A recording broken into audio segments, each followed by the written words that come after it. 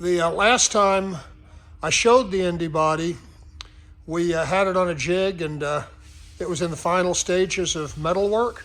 So some of the last work on the car is in the front valance up here. Jeff can show us what you've made there. So what we did is that was a little wrinkled up down there, so we straightened up the body under there, under the valance area, and then I got into this, and it's just very crude, very tore up, and so I just made a nicer version that fits the body better, and especially with all the cleaned up edges and everything. So Can we hold it up and just show where it's going to go? Absolutely.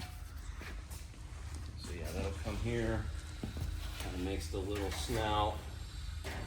Yeah, fit right under there. That's an area that's often hammered and beat up on older cars, so having that be nice and new on this car. And didn't you also rebuild all of this structure here, the old leading and the twisting? We did get into the lead. We did some pulling, straightened it out across for the bumper to sit nice, and just for the headlights to sit in there nice. Make sure we got all the right clearance, and just cleaner gaps all the way around. So when we started this car, we had a straight bumper that went across, and the car was visibly crooked, as I recall. Yeah, there was a little bump here where it just kind of got kicked up a little bit. Yeah. So we pulled that down a little bit, got a nice straight line back in there, and really cleaned up all these edges, got everything articulating perfect.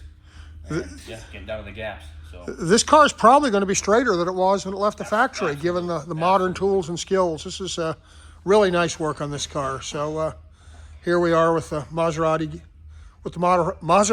Indy.